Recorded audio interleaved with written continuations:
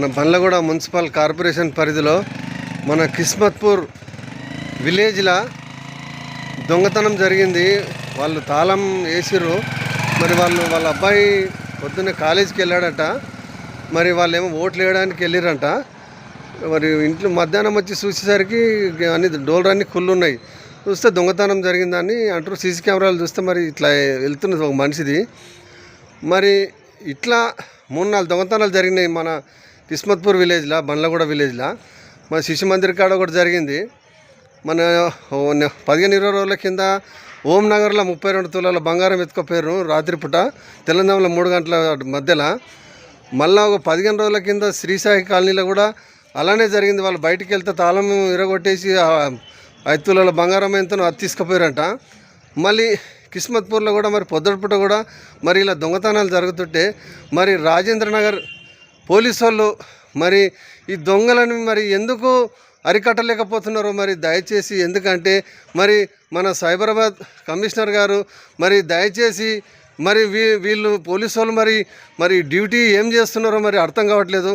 ఎందుకంటే తాళం వేసిన ఇల్లు తాళం వేసాక నేను అర్జెంట్ పని మీద పోతే ఇల్లు గుల్లైపోతున్నది. మరి వాళ్ళు రక్షక భటులు అని చెప్పేసి మేము ఇచ్చేస్తే మరి వాళ్ళు రక్షణ మాకు ఏమి ఇస్తలేరు. మరి ఇన్ని దొంగతనాలు జరుగుతున్నాయి. ఇప్పుడు 1-2 నెలల మరి ఇన్ని జరిగినాయి. మరి దానికి ఏం పరిష్కారం లేదు, ఏం లేదు. మరి దొంగలని మరి ఇలా చేస్తే మరి రేపు ఇంకా ఏమన్నా జరుగుతాయి. దయచేసి, ఎందుకంటే మన గండిపేట మండలంలో రాయన్నార్ నియోజకవర్గంలో ఇంకా ఎన్నో జరుగుతున్నాయి. దయచేసి, ఎందుకంటే మన రాయన్నార్ ఇన్స్పెక్టర్ గారు దయచేసి చర్య తీసుకోవాలి.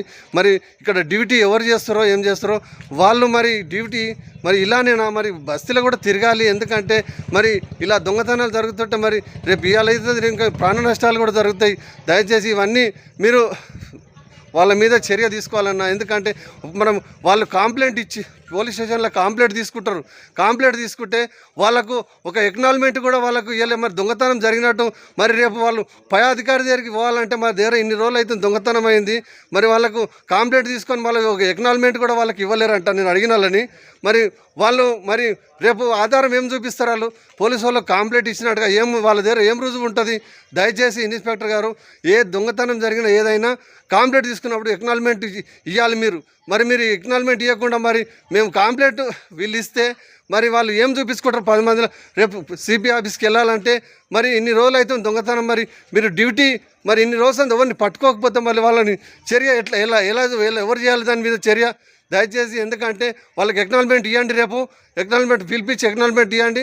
ఎందుకంటే రేపు ఇంకోసారి మేము కంప్లైంట్ ఇచ్చినా మా దగ్గర ఒక ఆధారం అనేది ఉంటుంది. దయచేసి చెప్తాం, మోనెక్స్ వార్డు మెంబర్ కిస్మత్పూర్ ఇలాంటివి ఇంకోసారి జరగద్దు.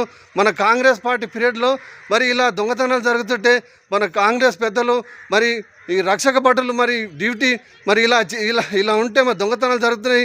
మరి వీళ్ళని మన రాయన్నార్ ఇన్స్పెక్టర్ గారు దయచేసి చర్య తీసుకోవాలన్నా. Monex ward member Kismatpur. జై కాంగ్రెస్, జై కాంగ్రెస్, జై హింద్.